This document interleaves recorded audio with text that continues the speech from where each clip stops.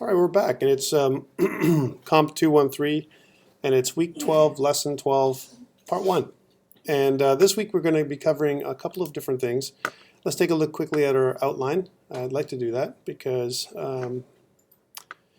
understanding what we're supposed to do and then seeing what we're going to do, there's going to be slight differences again this week. Just as a reminder, so I'm going to go back to the outline. Again, this is available online for you. But if I was going to do the outline, if you notice, week 12, we're in week 12. And next week, we're supposed to do a practical test 2. We're not going to do that, just as a reminder. We're going to push off practical test 2 into week 14. And next week, because Monday we're off because of the holiday, that's the Monday, the August something, right? The August holiday. Is it the 3rd? August 3rd, we're not going to hold classes on the Monday, which is going to push off some material. But what I'd like to try and do is next week, I would like to use next week as a review, and I also want to see some of your work by next week. I want to see how you're progressing on your project. So by the day 2, which is for most of you Friday, I'd like to see samples of your work to see where you're going with your real estate project. Right. So that's really run week 2 or week 13. Week 12, which is what we're supposed to be doing today and next day, we're really hitting chapter 11. I'm not going to hit every piece of chapter 11 for a couple of reasons, and I'll explain this in a little bit. One, some of it's old, right? That's just the reality, right? We don't use some pieces of them. The way they talk about multimedia, I'm going to talk about stuff, but I won't hit all those sections and teach you all those things because we just can't. I can't show you those things in good faith. We'll waste our time, put it that way. Because you probably won't hit it in your career if you decide to be a web designer, developer, and if I talk about stuff that it doesn't make any sense or is not relevant, it doesn't make any sense, so I'm going to skip over those sections. I'll mention it and I'll say we're not covering these things, A, B, C, so you'll know what not to cover. And then we'll get into some stuff that I'll cover a little bit more detail, like what I'd like to try and cover this week, because it's kind of the last teaching week, if you will. Right? Next week, there's not really a teaching week. It's just a review week, right? Is I want to cover a few things. I want to cover a little bit of interactivity with JavaScript and talk about that, right? What the hell is JavaScript? How does it relate? I'm not going to teach you how to program in JavaScript. We just don't have time. That's a subject of another course, right? Altogether. But I want you to be able to use a JavaScript library for yourself, right? How do I use some other foreign library to make me look like a superhero when I program? We're going to talk about that. That's one. And the other thing is, if I have time on day 2, I'd like to try and talk about advanced CSS, right? So things like, and I'm going to put it out there for you guys, SAS, which is almost like a programmable way of using CSS to give CSS a little bit more, to give it variables, to do some organization for CSS, and it has to be, you have to be able to compile. We'll see how it goes. I don't know if I can hit it. But that's kind of the more modern way of doing CSS nowadays, to use SAS, right? Also, I'd like to hit, if we can, depending on the time frame we have, right, for day 2, I'd like to talk about more of an advanced project type, right? So right now we've been using a very basic, empty kind of site, and I want to move to something else, more of an advanced type of project. We'll see if we can do that. Again, it really depends on time, and it depends on how much we can get through some of this information. There's a lot to cover in 1 week, really, to talk about interactivity. It's really about, this week's about interactivity and some multimedia. That's what we're talking about in web. How do I include videos in my websites? How do I include audio in websites? By the way, audio we never include in websites because audio is like passé. It's kind of gauche. We don't sit there and go, wow, that really sounds cool. I want to play music on my website. Unless you have a music website, I'm not going to make you play music. It doesn't make sense, and it's ugly nowadays to have a musical website. Unfortunately, this is the way it is. Unless you're making a movie or a game, websites with music and sounds are negative, right? So that's one. Unless it's a little click or beep. Even clicks and beeps are annoying to some people, right? So we have to be careful there. And it's the nature of the way we do marketing nowadays with the web. That's one. And then the other thing is iframes. Iframes, we embed stuff with iframes, and it's a different type of tag we can embed things in. But iframes are to be avoided these days. We don't use iframes with our websites because it's not mobile compatible, right? When we use iframes, things break. Things don't work properly. So we try and avoid iframes, so that's another piece that we're not probably going to talk too much about, just because it doesn't make any sense. I should also try and talk about a couple of standards of data, some data. For example, I should look at some things like XML and JSON, right? Because those are the two ways of relating data or storing data on a website. And then how do I load that information from? How do I load some information from my file system, and bring that information into my website? So those are the kind of things we might want to talk about as well. It really depends, again, if we have the time to do it. So without further ado, without keep saying that, if we have the time, we have the time. Because remember last week, if you look at last week we were supposed to cover dynamic web templates, and I went into detail about web fonts, and we also finished off some other form elements that we didn't quite hit on weeks 9 and 10, right? And I said web fonts, and we also did Font Awesome. So Font Awesome works nicely with frameworks like Bootstrap. So I want to talk maybe from using a framework. I want to show you how that works. How do you make a framework work work for you? Okay, so that's kind of a high level what we're going to do this week. Lots of stuff. Next week again, I'll review. All right, so let's get into it. What I want to look at is let's see if I can get rid of this. The PowerPoint presentation we're going to look at. I haven't uploaded it yet, but I will. We want to talk about some learning outcomes. So in your book, the chapter 11 that we're going to be covering with this one, because we're in week 12, they talk about things like configuring hyperlinks for multimedia files. How do I look at that? How do I look at a movie, or how do I embed HTML elements in my page? Here's one that we're not going to cover. We're not going to cover anything to do with Flash animation, because and why would that be? Who knows why I'm not going to cover Flash? But we're not covering Flash because Flash is being turned off from a support perspective across the web in terms of mobile, right? Mobile sites. Because of Apple's movement to not support Swift files and so on. We're not going to really cover how to embed Flash, right? Because that doesn't make any sense. And Flash, it's Adobe Flash, right? So if you don't know what that is, if I'm talking a strange language to you, you're like, what is he talking about? What's Flash? Let's take a look at Adobe Flash for a second. So if I say Adobe Flash, what is this thing? So Flash Player, Flash Professional.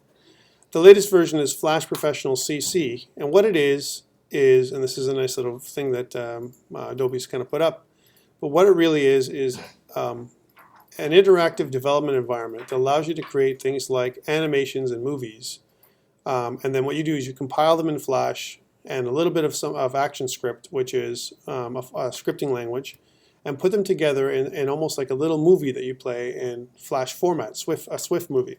Now nowadays you can convert Flash to HTML5 and so on, but really the Flash IDE, right, the Flash platform, has moved away. We're moving away from that in terms of producing things for like Swift files. One thing it can do is it can output things to HTML5 Canvas, which is the new way of producing Flash movies and so on. But we typically don't embed them like we used to. So that whole embedding section from chapter 11, we're going to skip. And I'm not going to test you on it. I'm not going to say, hey, by the way, we talked about Flash. How do you embed stuff from Flash? I'm not going to teach you. I'm not going to teach it to you, so I'm not going to ask you to remember it or even do it on a test. But I'd like to talk about it so you know that it's out there. It's a piece of software. If I was going to show you a preview of what it looks like, and see if I can kick this off. Here's Adobe Flash CC, right? And the software, again, if I was going to do an ActionScript 3 document, it basically gives you a set of controls. And if I was going to make I'm going to make a box here. Here's my stage, and I create a box. And from this, what I'd like to try and do is animate this box by creating animations. And the way, of course, I would do that is with the timeline. Here's my timeline. It uses timeline animation to move objects around the screen. That's what it does. And then, of course, you can take the stuff that I do here in Flash, and with a series of publishing exports, you can publish them to the web. Again, not really the most popular system of doing things anymore. We use Flash for advertising. We use Flash for motion capture, motion graphics nowadays more than anything else. You can use Flash to combine things with different software. Back in the day, we used to make Flash games. I could make a whole, there's a lot of games out there made with Flash. And I had a whole course that I used to do on making Flash with ActionScript 3 and different frameworks like the Starling framework. Again, nowadays, moving away from that, we're going to HTML5 multimedia, and moving away from Flash. I'm not really going to cover that too much. Just I want you to know what it is. That's all. That's it for Flash. That's that requirement covered. we do want to talk about JavaScript and jQuery, because still modern webflow or workflows definitely use things like JavaScript and jQuery to create things for the web. And if you don't know what JavaScript is the language of the web. If anything else, it's more important than HTML5 and CSS3 nowadays.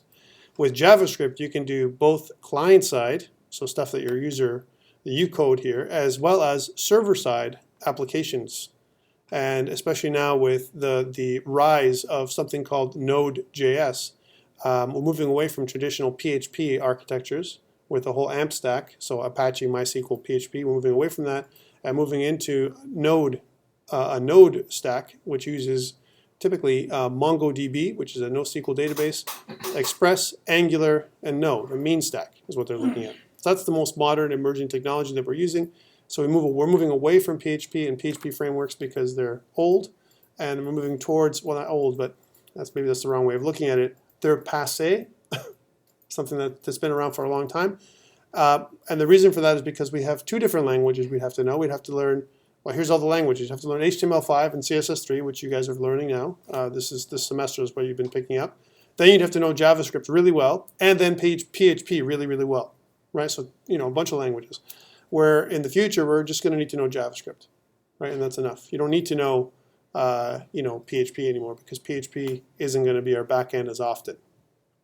And the other technologies that are out there from a backend perspective are ASP.NET frameworks, or the .NET framework, which you guys are learning about actually in C#, right? You're doing C#, and you're learning about the .NET framework, and the .NET framework we also use to produce websites and web pages.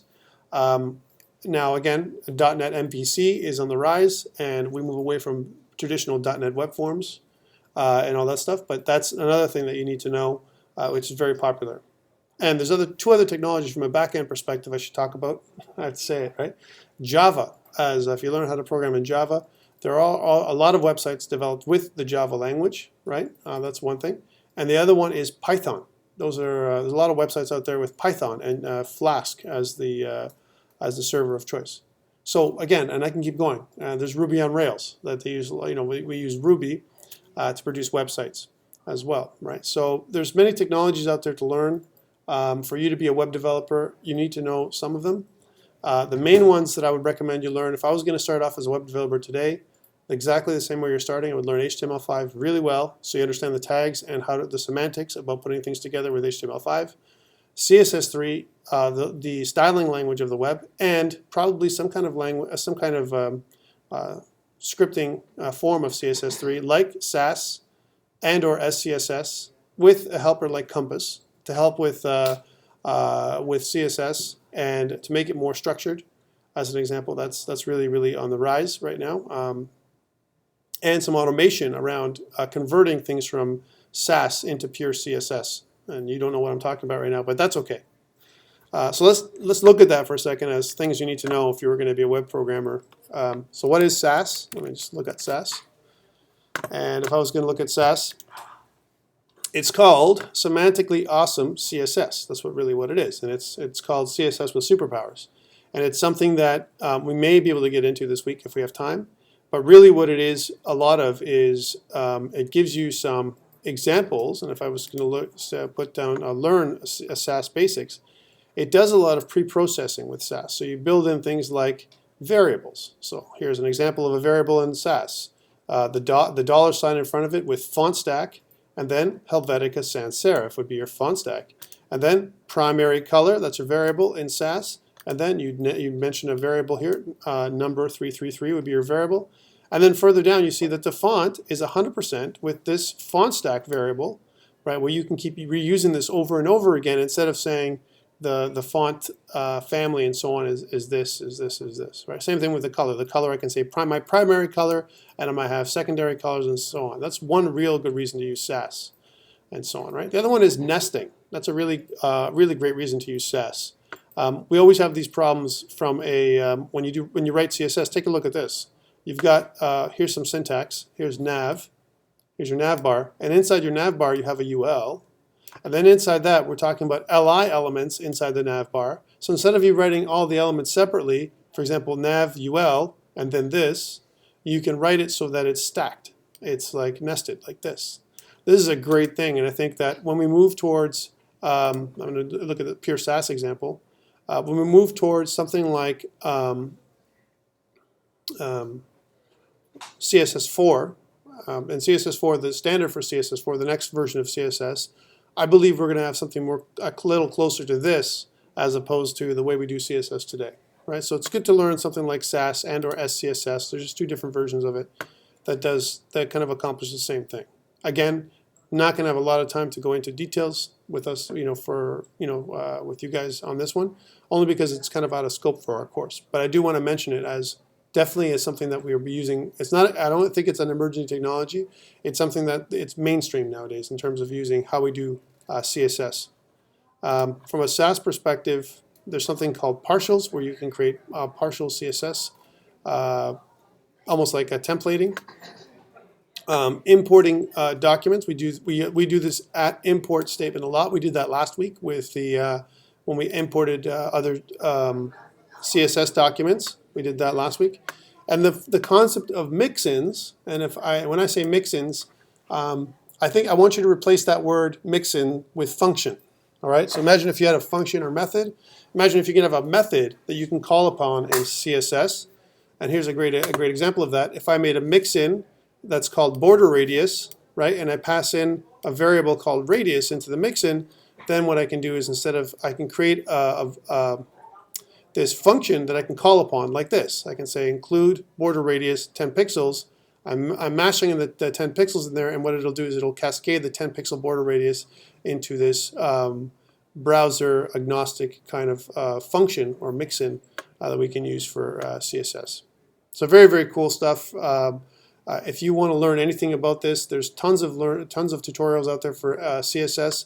There are some requirements. You may need to download and install something called Ruby if you're going to be compiling things that are made in SAS or SCSS into pure CSS, because SCSS and SAS is not compatible with modern browsers right now. They don't understand what it is. You have to transcompile it or compile it into pure CSS. And the only way you can do that is with something called, there's a Ruby compiler that does it for you, and there's other ways of doing it as well. So there you go. I've mentioned that. That's another check mark off my list, off my bucket list of what I'm going to talk to you about this week. So SCSS and SAS. It's very, very cool. Okay, I mean, I should mention them anyway. Let's get into some of the other stuff that I want to talk about here. Helper applications and plugins. And what are plugins that you can use? Well, usually when I hear plugins for HTML5, I think about JavaScript plugins and using an API. An API is an application programming interface. Whenever you hear API, that means that, hey, I want to use a programming interface that I want to attach to my web project, so I can use almost like someone else has written these libraries, this whole program, and I want to be able to use some of the classes from the library, just like we do in C# when I do a using statement. I use a using statement in C#, or in Java, I use an import statement. And what I'm doing actually is saying, hey, let's import all these libraries somebody else has written. They're successful libraries that have been tested, right? And we want to use them in our code so we can look like superheroes, right? When we do our HTML5 and CSS. That's really when I talk about plugins, that's what I think about. Let's go to the next things.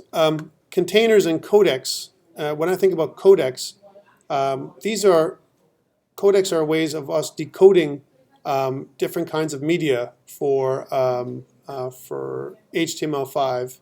And again, the biggest ones are to do with audio and video codecs. Okay, here's an example.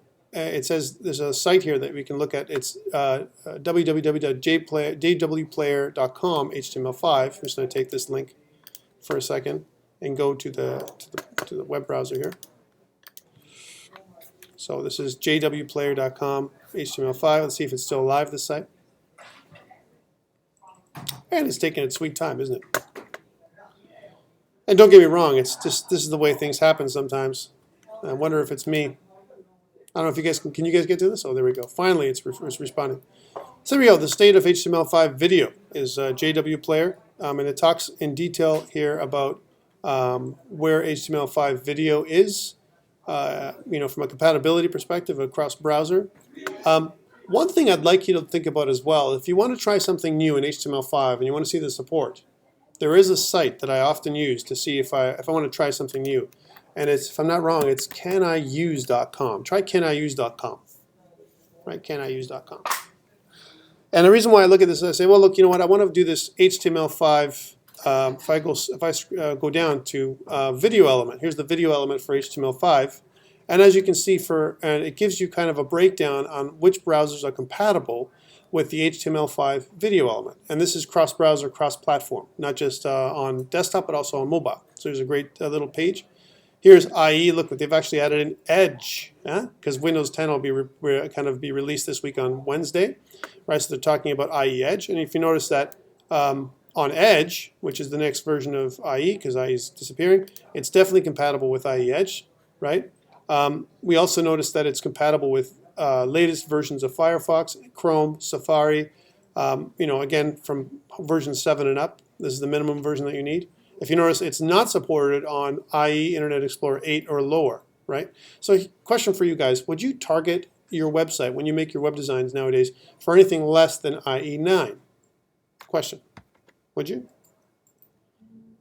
I would say no.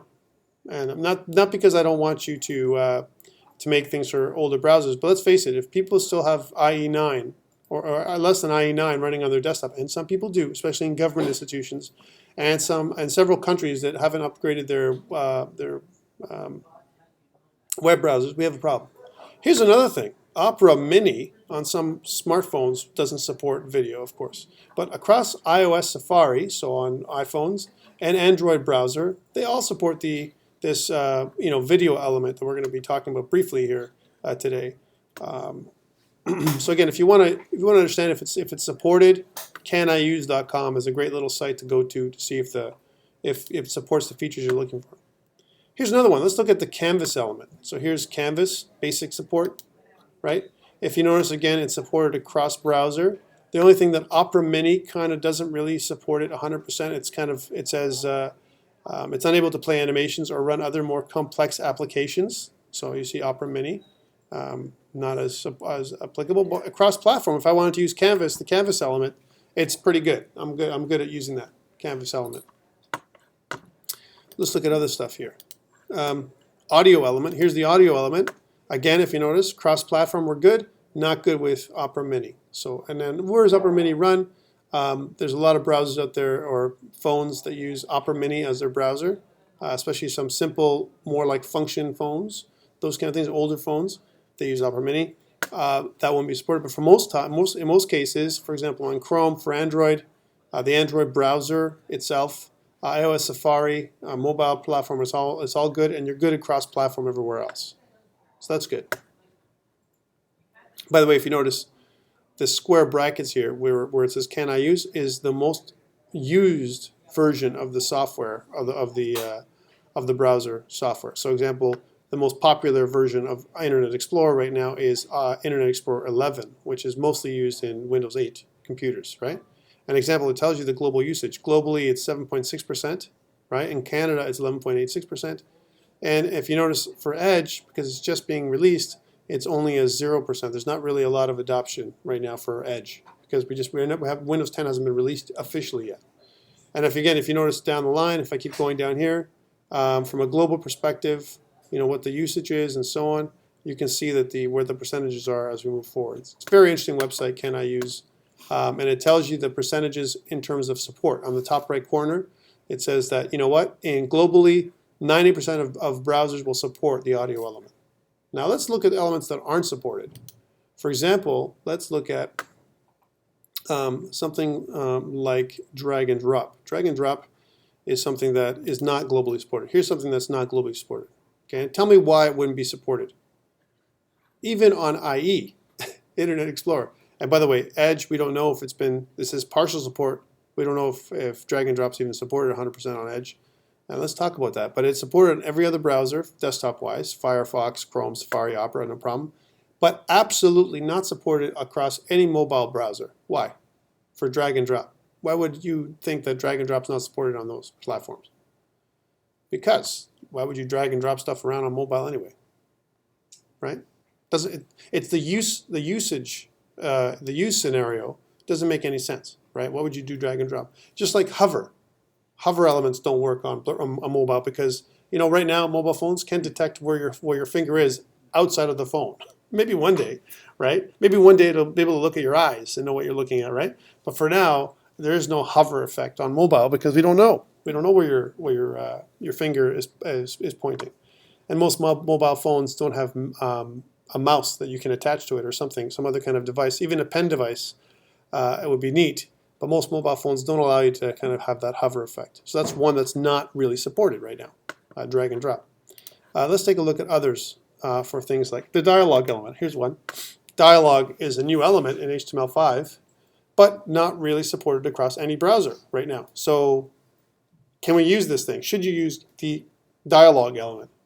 And the answer is no. I wouldn't use dialog across browser right now. Because look, we only got about 42% global penetration of this one. And the other one is that Canada only has 34% or 33% usage of the dialog element, right? So even the browsers that are supported, the ones that we mostly use in Canada, we don't use the dialog element. Again, I'm just mentioning a couple ones that aren't compatible. And also let's talk about, what about form validation? That's kind of a big one in HTML5 forms. Let's take a look at those, right? So again, if I look at form validation, really good among the most popular browsers. So Chrome, Firefox, even IE. Not great with Safari though. Safari, and that's like an Apple thing, right? It says partial support, right? It says lack of notice when form with required fields is attempted to be submitted. So there's no notice. That's one. And Opera, we have support. And even on iOS Safari and Opera Mini, not a lot of support. It's just mixed support. You still got about, from a global perspective, 93% of browsers understand form validation that's built into HTML5. One more that I want to show you guys. How about Placeholder? We talked about the Placeholder element last week. Yeah, for the most part, everything is supported except for, again, Opera Mini. Would I target Opera Mini? The answer is probably not. I'm not going to target Opera Mini. How many smartphones use Opera Mini out there? Not a lot, right? So I wouldn't target. Maybe there's another one that I could use. Some newer ones that really don't make sense. Again, if you look at some of these, it doesn't just cover HTML5, but it also covers CSS on this thing too. So if I want to try and use a CSS, modern CSS3 that I want to check if it's compatible. Let's say, for example, I want to do a transition. So if I go down and I want to do we're going to talk about that this week, transitions, right? If you notice, for the most part, transitions are supported now, right, across browser. It's 89% globally. Canada, 93% in Canada, we support transitions. And that's like smooth transitions from one state to the next state. We do support them. But again, not supported in IE9. So even IE9, from a special effects perspective, I wouldn't, you might want to think about whether we support IE9 nowadays, if we're going to do modern web or not, right? Or do we just jump to IE10, which is kind of the last browser that kind of supported things like simple CSS3 transitions, right? One more CSS. Ones that you would look at it and you would say, well, sure. You'd assume that they're all compatible, but unfortunately, they're not. Here's one, Inlineblock. We talked about Inlineblock a lot. Again, supported across browser. That's an easy one. 97% adaptation, right? Let's look at other things too, things that you've looked at. Variables. Here's variables across CSS. This is a new thing. And look, the only one that supports variables is Firefox right now. So unless you're using something like SCSS or SAS, variables in CSS are not supported. And if you notice, it says current status is under consideration. Current Chrome status is in development. And they're talking about variables as something they're going to include as, like I said before, inside the next version of CSS, CSS4, right? Which it makes sense. Let's look at other things really quickly so you understand. Canvas drawings. Let's try to look at Canvas drawings. Another thing that's not as supported. It says, what is this thing? If you don't know what it is, it says method of using HTML5 Canvas as a background image. Not currently part of any specification. It's something that they've been looking at. Not really a lot of support for this one. If you notice, there's a lot of gray support, so support unknown. for versions 40, 41, and 42. The Edge browser, all the other Microsoft products definitely don't support it, and you have partial power, Captain, for Chrome, Safari, and Opera. So again, would I use CSS Canvas drawings for special effects? I don't recommend it, right? Because you don't want to use Canvas for that. So again, some really cool things to look at, really good resources if you want to look at some of this stuff. I would definitely take a look here at caniuse.com and then plug in the stuff that you're looking for. Can I use drag and drop? Can I use my download attribute? Can I use HTML5 imports? Here's HTML5 imports, right? What is it? Another for HTML6, they're thinking about importing things like method of including and reusing HTML documents in other HTML documents, HTML imports, right? Really neat idea, not something that has a lot of support right now.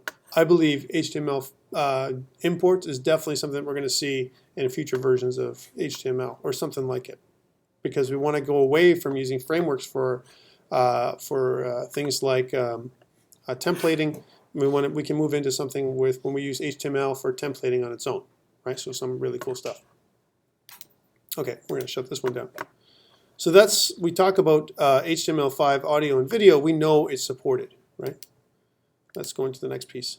Again, commonly used plugins for your website, for your web browser. Adobe Reader. If you want to use if you want to read PDFs or download PDFs and look at them on your machine, Adobe Reader is free download. You can download and install it. There's also Windows Media Player, Apple QuickTime, and Adobe Flash Player. Again, Flash Player, if you're going to, for the most part, there are some websites out there that still use Flash. So then you probably want to, on the desktop, definitely include this. For mobile, not available on iOS, is available on Android. Again, I would really consider you not picking anything for Flash these days, at least not in the Swift format. You can use it for other formats, creating things with Canvas and so on, but not with that. Here's one that we haven't mentioned down here. I would, beyond the Windows Media Player and Apple QuickTime, I highly recommend using something like a third-party plugin like VLC Media Player, right?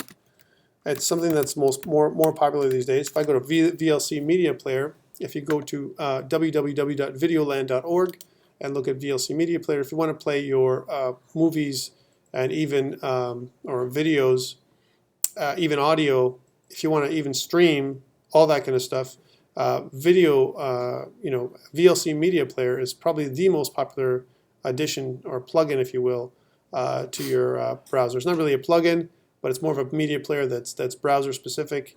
It also actually has, they actually have VLC Media Player for both Android and iOS if you wanted to download it and use it. And it's an alternate way of playing videos than using the built-in, baked-in stuff. For example, Mac has QuickTime. I'd rather prefer using a VLC Media Player than the Mac QuickTime 9 times out of 10. Actually, I would say 99 times out of 100. And same thing goes with Windows Media Player. Windows Media Player does not have 100% compatibility with all video codecs, right? So I highly recommend using something like VLC Media Player instead. Sometimes we have no choice though, because some browsers just don't support it. And we'll see when that happens. So here's some common audio file types that you'll see. The WAV file types. Audio interchange file format, AIFF. Again, not a great range of AIFF files. The most popular that I ever see out there nowadays are WAV files, MP3 files, and M4A files. Again, usable for M4A video is for QuickTime Mac support, and MP3, of course, is the standard for any kind of a lot of songs. And all that kind of stuff. Ogg Vorbis, again, an open source format, because MP3 is something that's, you have a bit of copyright there. It's not an open source format, MP3. You have to actually have the rights to use MP3 on your system, an MP3 codec, right? So that's something that's proprietary, whereas Ogg Vorbis is not, right? So again, if you're an open source guy or girl, then you want to look into Ogg Vorbis for producing audio. On the same token, video formats, common video formats, the video MOV, the QuickTime format, the Apple format that they use. AVI, probably the most common or popular format out there still for watching video, right? AVI. Up and coming M4V, I would say, or MP4. Definitely the one that's compatible with Apple machines and iOS machines. You can actually download a video in M4V and play it on your your iPod and iPads, included on those things. One that's really up and coming as well is WebM, which is again an open source format, a free format, and of course OGV, Og Theora, which is the kind of the complement to Og Vorbis, but not a lot of traction on this one as much as WebM. WebM is more of something that's up and coming. You're going to see more of videos using WebM format as opposed to, and we're going to probably move away from things like MOV, and even with time, MPEG for sure. MPEG is the older format. Flash video, FLV, again, that's a very popular thing when you want to make Flash videos. Moving away from that, and Windows Media Player, WMV, again, Microsoft Internet Explorer stuff. WMV is built in, and you'd have to include other codecs to play those video types across different browsers. So different kinds of video file types and audio file types, and we have to be able to read them with different plugins. So one thing to notice is when we grab stuff from the web, and when I say grabbing it, right, simply grabbing it, we want to consider who made it, right? I think it's important. I think you guys have talked about this with Professor Filati before, but it's one thing to try and use it, but a lot of times if it says freeware or free to use, they do ask you to make a reference to the creator, right? And I think it's a really good thing to do. Someone out there has spent time making something, whether it's audio, video, game, something, JavaScript, something he's written or she's written. Give them credit. It's okay to do that. It's a good thing whether you do it in code or overtly. Sometimes they're asking you to do it so that way, created by songs or audio created by blah, blah, blah, as a credits page for where you give credit. Okay, so copyright issues. And sometimes you just can't use it. Like for example, if you download your, or you rip an MP3 from your CD or DVD that you bought from somewhere, right? Or you downloaded an MP3 or M4V from somewhere else, like say from iTunes, and you rip it, and then you include it in your website, some song, your favorite song, right? That's bad. Don't do that, right? Because you're using it without permission, right? So you can get in trouble for that. And if you try and use that, if you think it's cool and you try and use that as something that you're going to use on your website or something, you can get yourself and the company you're making your website for in trouble. Okay, so how do I use this thing? If I want to do a podcast, I'm not going to show you examples of this because again, the amount of usage this gets is minimal, guys and girls. Example: I want to use a podcast, and I have this WDF podcast MP3 example here, right? And so this is what it would look like. I would kind of, and who knows what a podcast is anyway? Anyone? It's almost like if I record a blog, and I have almost like an interview or a conversation. Let's say, I have a conversation with somebody, or we talk about a topic, and you don't want to watch somebody and you want to read it. You want to listen to it, almost like a radio show that you listen to. But I can produce a webcast in the form of a podcast. That's what they're called. That you can listen to on the fly. That's in MP3 format. Well, here's a way of doing it. You can encode it like this. You create a href that gets an anchor tag that with what the file is, and this would be somewhere in your local file system, right? Because we're not pointing to a podcast that's online somewhere in this particular case, right? Then the title of the podcast, and remember the title element is really for screen readers, people who can't see any kind of link itself. That's what the title element is for. And then, of course, the name of your podcast, Web Design Podcast. And then, of course, it would access the MP3 that's available on your system and play it inside the your browser. If you notice here on this example, they also have something called a podcast transcript. And transcripts are really, really important nowadays for people who can't see, who have accessibility issues, who can't hear as well.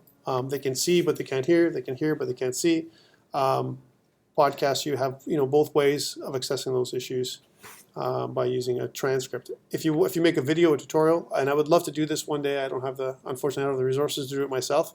But I would love someone to transcode or to convert my video into some kind of transcript where whatever I'm saying is you can read it separately, but I really don't have the time to do that, and I apologize for those people who aren't able to see this stuff, and or who can't hear it but they want to see it.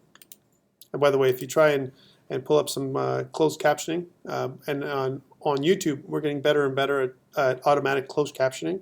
So right now, even when I'm talking, YouTube is going to try to convert or interpret what I'm saying. And if I speak slowly enough, carefully enough, and YouTube gets trained to my voice, and they've built it in, they'll try and translate what I'm saying into a closed captioning. So you can actually look at that. Most videos will allow you to do that. It's not great though, and you'll miss what it really says.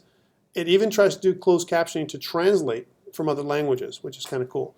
Still not quite there from a technology perspective, but as we get better with machine learning and automatic translation, we're going to get to the point where you can make a video in one language and you can see the closed captioning, the subtitles in another language. And I think that would be great as we continue to embrace our global community. I know it's kind of crazy to say that, but hey, I want to put it out there anyway. Let me see one more thing when we go before we take a bit of a break. So we talked about this. I talked about this. I'm not going to talk about Flash anymore. Just like to tell you, it's again something that from a Swift format perspective, Swift files again is a format that is not widely supported anymore as much as they used to be. It's shunned by most web developers these days to use the Swift file format to produce websites. At one time or another, one thing I'd like to say is this. Flash was used exclusively for web content. You might have a Flash site, and there was no other way to see the site unless you had Flash Player. That was the way it was before, because it was cool. You could actually produce a really cool looking site with Flash, almost like a little movie, right? Nowadays, not hip anymore, guys and girls. Not really cool. So please don't try and produce something strictly with Flash. Here's one more thing before we stop, is the HTML5 embed element. All right, so here's an example of Flash. I have this idea of falls, nature's hikes, and I want to embed Flash. This is what the embedding would look like. Do we do this nowadays? I tell you again, the answer is no. Please don't embed Flash in your sites. Not a really cool thing to do.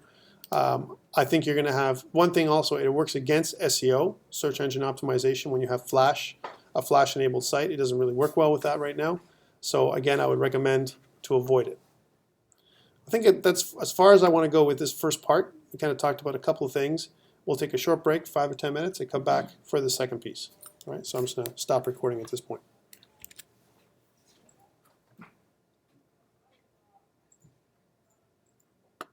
And stop recording.